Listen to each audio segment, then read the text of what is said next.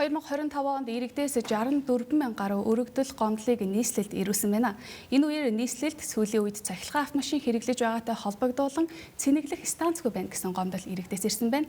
Тэгвэл бид студид яг одоо Монголын цэвэр тээвэр суурь бүтцийн хөгжлийн холбооны гүйцэтгэх захирал Мөнх Эрдэнэтэй ярилцахад бэлэн болоод байна. Танд өдрийн мэнд хүргэе. Өдрийн мэнд хүргэе. За тэгвэл ярилцлага хамгийн түрүүнд автомашины зах зээл бас яг дэлхийд хэдэн онд нэгдэж байсан болоо Монголд бас хизээ нэвтэрч эхэлсэн болоо гэдгээр бас ярилцлага эхлэе гэж бодож байна. За баярлалаа. За бүгдэнд өдрийн мэндийг хүргэе. За цахилгаан автомашин, ер нь автомашины зах зээл ер нь бол дэлхийд 100 гаруй жилийн түүхтэй. Цахилгаан автомашин зэгсээ сонирхолтой зүйл нь болохоор бензин машинаас төрүүлж үүссэн түүхтэй байдаг. Ер нь бол хамгийн анх хотод ойрхон зайд явах зорилгоор бага зэргийн батарейтай цахилгаан машин төрүүлж үүсээд түүний дараа Америкт Ford-ийн бензин буюу дотоод шатлал хөлбөрт машин үүссэн түүхтэй. Тэгээ цахилгаан машин яагаад үргэлжилж яваагүй шалтгаан нь ерөөсөө хол зайны асуудал буюу яг тэр сая энэ батарей цэнэглэгч батарей зай хураагаар түүний цэнэглэгчийн хүртээмжгүй байдлаас үүдэлтэйгээр ер нь бол цахилгаан машин хөгжөөгүй. Бензин машин хөгжсөн шалтгаан нь тухайн үед газрын тос олборлолт түүний одоо хөрөнгө оруулалтын хэмжээ энэ тэн шатхуун түгээх станцын одоо боломжтой байдал хамаагүй илүү байсан учраас илүү хөгжиж явцсан. Тэгвэл бас цахилгаан автомашины хувьд ямар асуудлуудыг шийдэж өгдөгөөр давуу талтай байдгийг болоо энэ нь бас Монголд яг ямар ач холбогдолтой талаар бас та мэдээлэл өргөж Монголын нөхцөл байдлыг ямар хуу одоо давуу талыг авчирч байгаа талаар. За цахилгаан машин бол өөрөө бензин дотоод шатлал хөдөлгөөртэй машинаас бол эд ангийн хувьд маш олон зүйлээр бага байдаг. Маш цөөхөн эд ангитай байдаг, үйлдвэрлэхэд маш амар байдаг. Хооштой эвдрэл хэмтлэн ч гэсэн айгүй бага байдаг. Тэгээ тийм ч утгаараа хамгийн түрүүнд үүсээд дараа нь өргөжөж чадаагүй. За сүүлд хөгжиж байгаа шалтгаан нь бол бидний гар утасны буюу смартфоны хөгжилтэй шууд холбоотой. Гар утас бол эхэндээ бол маш том хэмжээгээр бид нар айгүй том хэмжээгээр апп барьдаг байлаа шүү дээ. Тэгэхэд хойштоо одоо iPhone бол маш нэмэгхэн болсон те. Тэр хэмжээнд их хэмжээний одоо энергийг жоохон зайд одоо батарейн хадгалах болцоотой болсноороо ер нь бол батарейны хөгжлөөс одоо цахилгаан машины хөгжил рүү явж байгаа. Тэгэхээр сая яг хэлсэнтэй адилхан Монголд шийдэх болцоотой зүйл бол ерөөсөө энэ дизель шатхуун энэ одоо утаа гаргадаг зүйлсийг хэрэглэхгүй гэдэг нэг том давуу тал байгаа. Тэрүүгээр эргээд одоо дэлхийн дулаалж гэдэг юм уу оцооны давхрууд нөлөөлж байгаа байдал одоо их утгаар том утгаар ярил ер нь бол хүлэмжийн хээг буруулах шууд нөлөөтэй. Цахилгаан нь өөрөө эргээд хамгийн одоо бензинийг бодвол илүү efficient одоо юу гэх юм бэ одоо ашиглуулын коэффициент нь бол хамаагүй өндөр байдгийг. Тэр утгаараа энергийн алдагдал багтаа яг тухайн машиныг одоо хэр хэмжээнд явуулсан тэр хэмжээнд явдаг. Бензин бол ойролцоогоо 40% ашиглуулын коэффициенттэй 50% одоо энергийг утаа болгоод халуун болгоод алдчихийдэг гэсэн. За тэгвэл бас сул талын хувьд бас авч үзэх нь бас зүйтэй байх. Монголын одоо өвлийн хахир хүйтэн нөхцөлд батарейтэй цахилгаан автомашин бас хэрэглээтэй байдсан бол энэ дээр бас асуудал тулгардаг болов ямар хуу сул талууд бас байдаг талаар та мэдээлэл өргөж. За батарей маань өөрөө одоогийн технологийн одоо яг өнөөдөр олон хэмжээнд үйлдвэрлэсэн байж байгаа батарейны хувьд шингэн төлөвтэй батарей илүү дийлэнх байгаа. Шингэн төлөвтэй батарей хүйтэн нөхцөлд буюу Монголын нөхцөлд тодорхой хэмжээнд одоо зарцалт бий болдог. Зарцалтын хэмжээгээр одоо цахилгаан хэмжүүлэх чадвар нь буурдаг. Тэгэхээр тэр хэмжээгээр дээрээс нь бидний одоо өвөл дотор машина халаах хэрэгтэй болдог.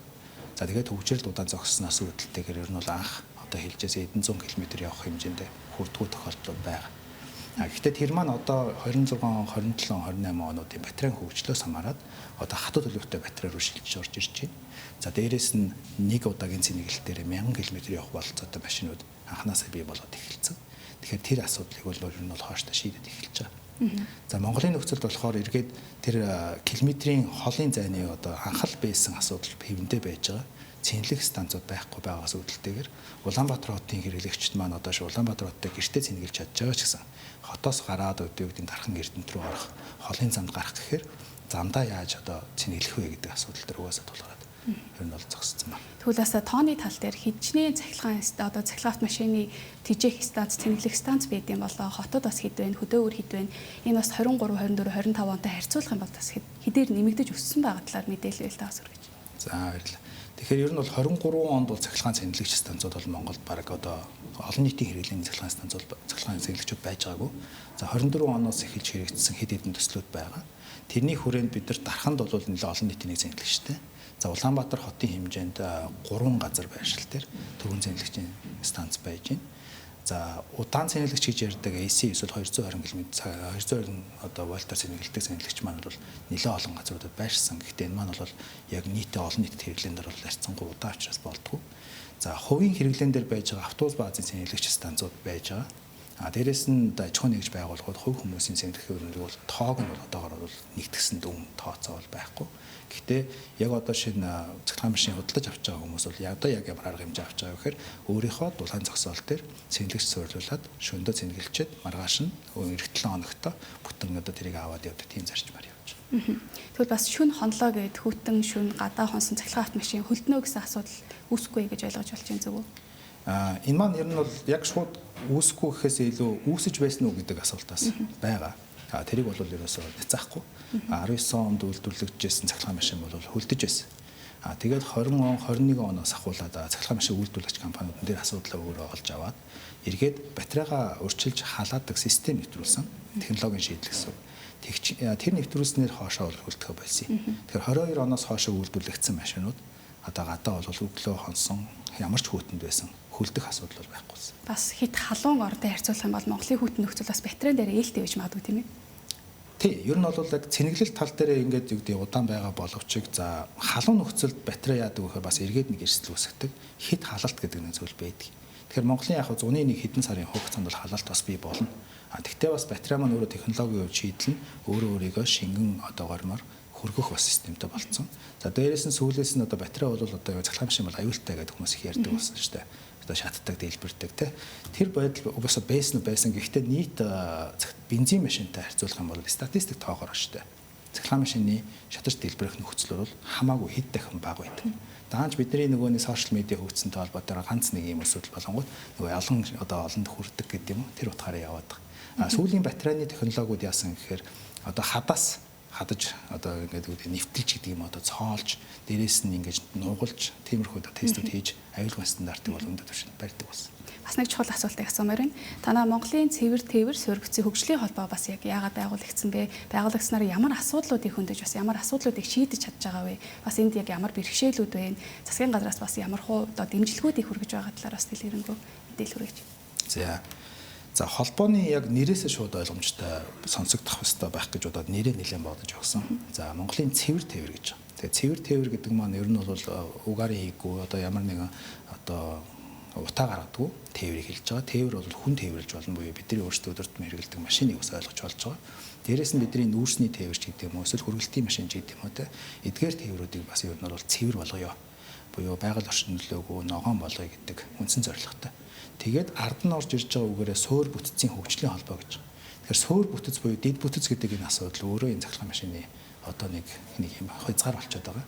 Энийг хөгжүүлэхэд одоо холбоогоор хувийн хвшлүүд нэгдээд хамтарч ер нь шийдлээ олох нь гол зарим юм байна гэдэг үтнээс ер нь бол байгуулагдсан.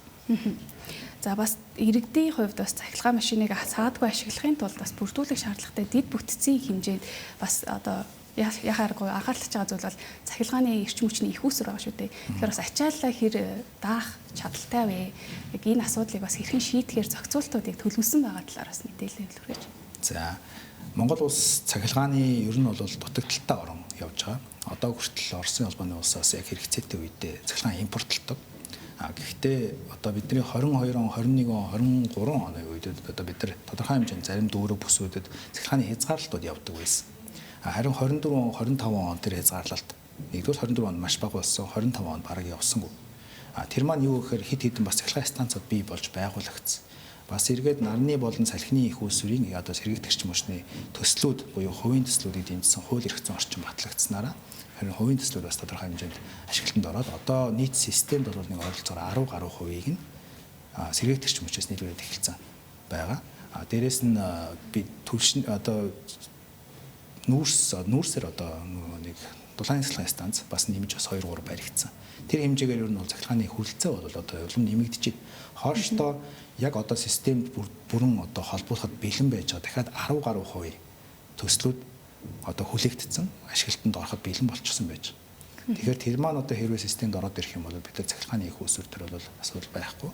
За хооштой бас энэ цахилгаан цэнгэлэгчийг улс орон даяар тавьж явуулахад одоо тодорхой хэмжээнд 300 гаруй тохиолдолд 300 гаруй газар байршил дээр тавих нь ер нь зүйтэй байна анхны байдлаар тийм. Дараа нь сүүл рүүгээ одоо шинэ 2000 болох хэвээр ер нь бол. Тэгэхээр тэр хэмжээнд явахын тулд цахилгааны их үүсвэрийг тархмал байдлаар шийдэх хэрэгтэй байна. Ягаад гэхээр бид нар нөгөө сүлжээний алдагдал гэж нэг зүйл байдаг. Одоо маш их хэмжээний урт хугацаанд одоо цахилгааныг шилжүүлэхэд алдагдал үүсдэг. Тэгэхээр тархмал байдлаар шийдэх тэр нөхцөл нь сэргийгдэгч мөчний шийдэл байна. Цаг богино байсан ч гэсэн хөрөлцөн ирж ярилцсан танд маш их баярлалаа. Ярилцлагын хүрээд өндөрлж байна. За баярлалаа. Бид студид Монголын цэвэр тээвэр суурь бүтцийн хөгжлийн холбооны гүйцэтгэх захирал Мөнх Эрдэнэтэй ярилцлаа.